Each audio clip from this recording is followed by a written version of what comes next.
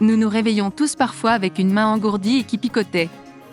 Mais la douleur et l'engourdissement continu des mains peuvent être un problème invalidant qui nécessite un diagnostic et un traitement.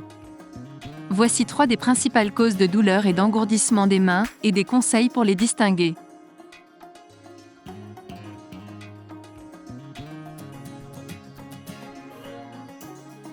En cas de douleur à la main, il est courant de suspecter d'abord le syndrome du canal carpien.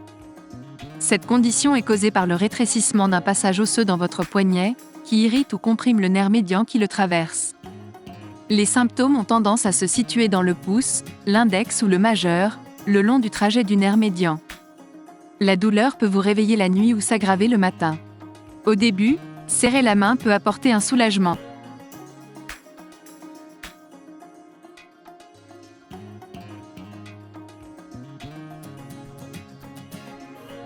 Une autre cause possible de douleur et d'engourdissement des mains est la polyarthrite rhumatoïde. La douleur à la main due à la polyarthrite rhumatoïde a tendance à être différente du syndrome du canal carpien de 2 manières principales.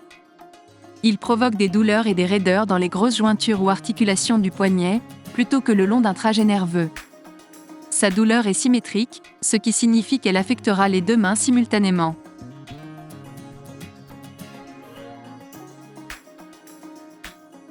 Bien que cela ne semble pas évident, votre douleur à la main et vos picotements peuvent en réalité être causés par un problème au cou. Les nerfs qui donnent la sensation à vos mains proviennent de votre colonne cervicale. Lorsqu'une ou plusieurs des 8 racines nerveuses qui sortent de la colonne cervicale sont irritées, cela provoque des douleurs et d'autres symptômes neurologiques dans le trajet nerveux. C'est ce qu'on appelle la radiculopathie cervicale.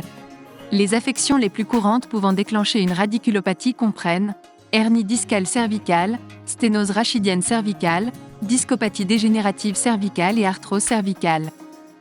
La douleur de la radiculopathie cervicale peut être légèrement douloureuse ou aiguë et lancinante. Il peut également provoquer des engourdissements et des picotements d'épingles et d'aiguilles. Les symptômes peuvent affecter différentes sections de la main selon le niveau de la colonne vertébrale qui est à l'origine du nerf irrité. Étant donné que le syndrome du canal carpien et la radiculopathie cervicale peuvent tous deux affecter le nerf médian, il est important de noter une différence clé. La douleur du syndrome du canal carpien n'affectera que la main et le poignet.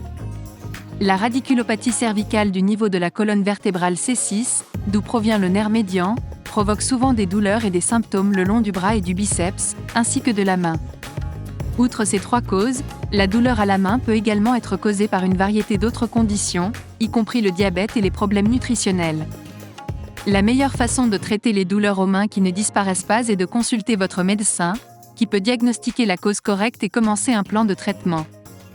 De nombreuses conditions qui causent des douleurs aux mains sont plus facilement traitées si elles sont détectées tôt.